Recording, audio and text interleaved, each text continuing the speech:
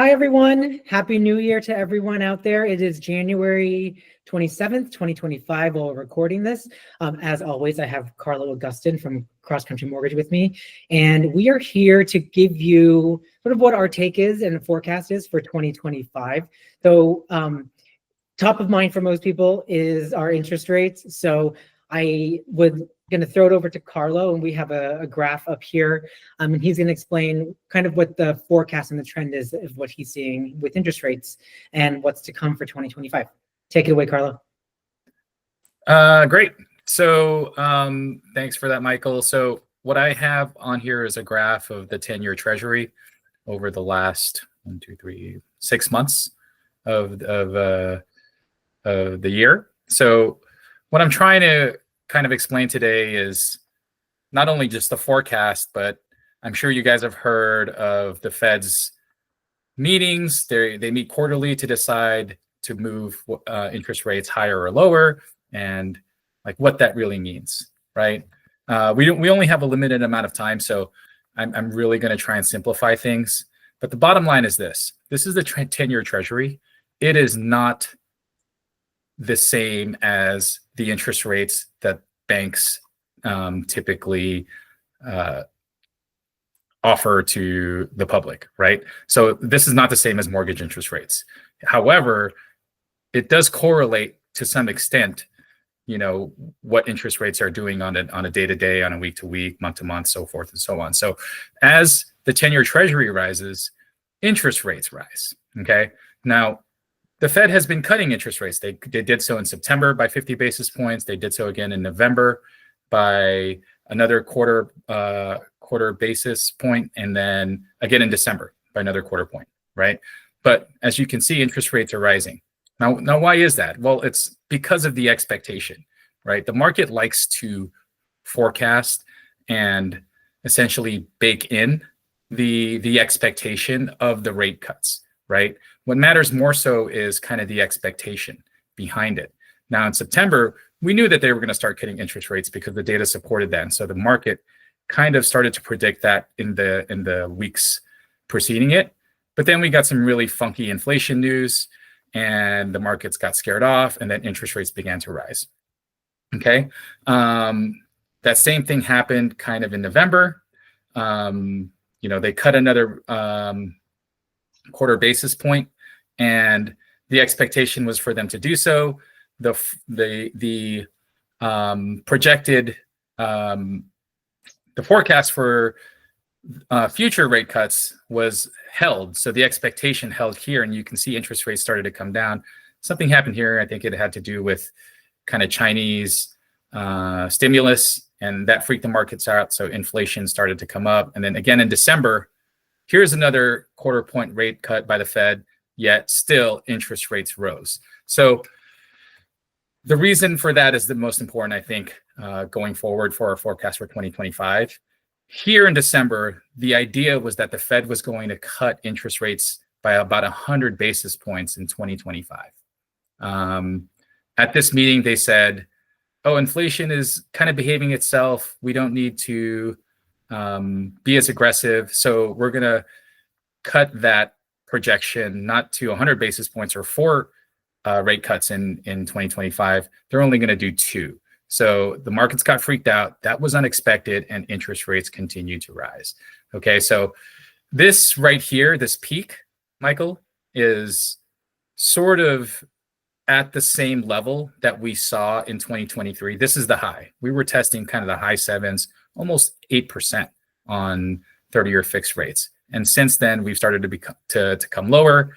And then you fast forward to today, where you get, you know, some news out of China about DeepSeek and how that's going to affect demand for AI chips going forward. And, you know, now, you know, if you own anything in the stock market, anything related to tech and AI, your portfolio is hurting today. But at the same time, unexpectedly so, interest rates are improving because all that money is flooding into mortgage bonds.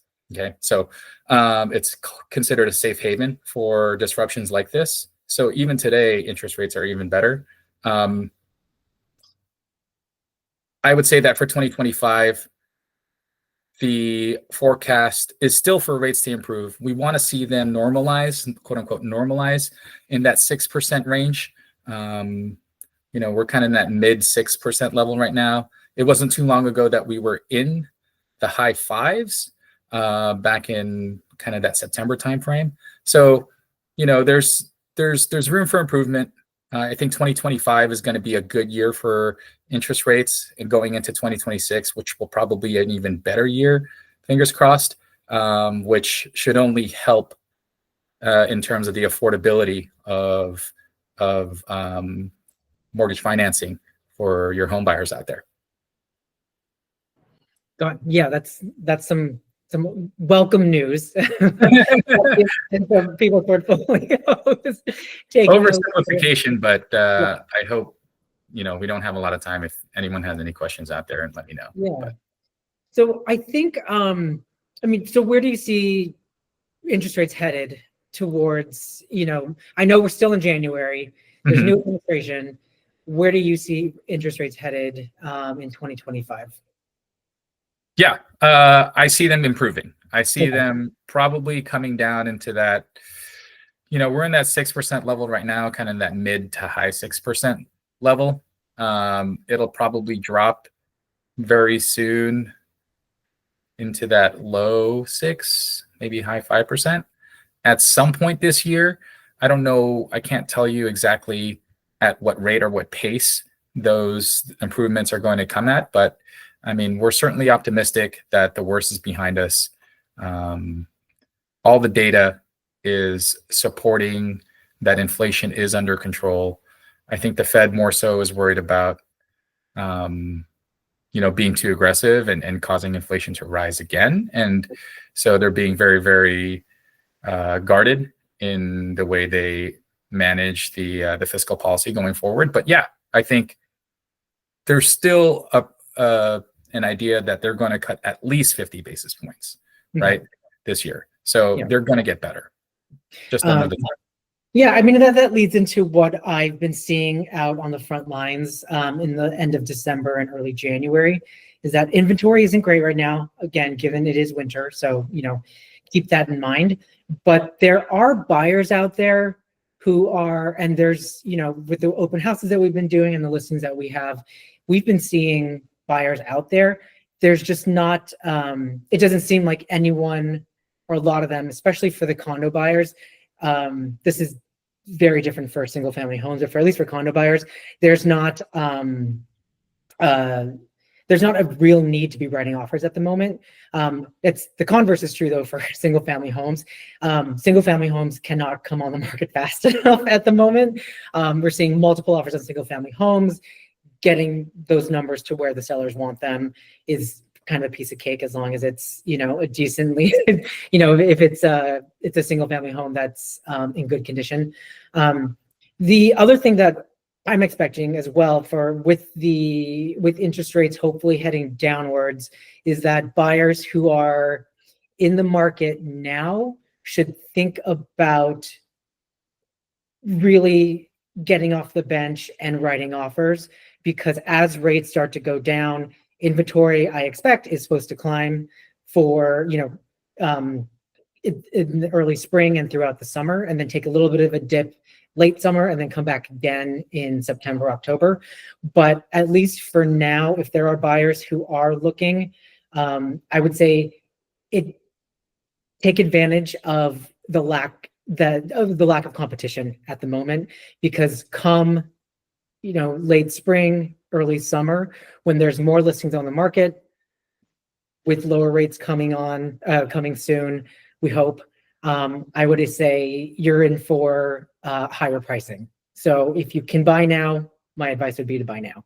Karlo, do you agree with that? Disagree with that? 100% agree with that. One of the things that we've kind of grown used to saying these days is, marry the house, date the rate, right?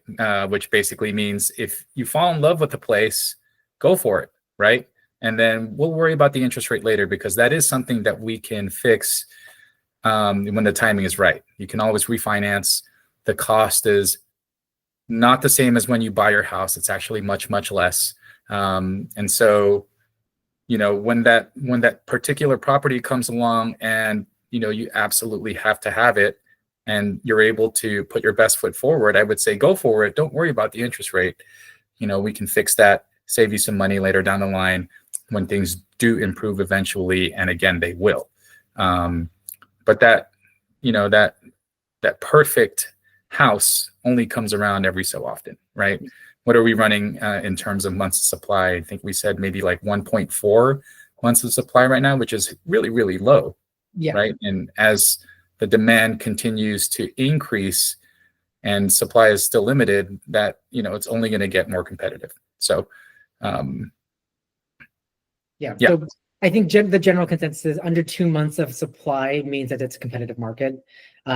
Traditionally, that's how it's worked at least in San Francisco. Anything under 2 means that there's competition out there. We're at 1.4, 1.5 as of the end of December. We're at around 1.4, 1.5. So I'd say I don't think that's going to change. With I think probably going to get lower as the year goes on. So we are always hoping for the best for our clients, but if you have any questions, I'll link out both of our informations in the description of the video, and you know where to find us. But just want to say thank you again, Karlo, for that very detailed overview. And for anyone out there, if you again have any questions, give us a holler. All right, sounds good. Thanks.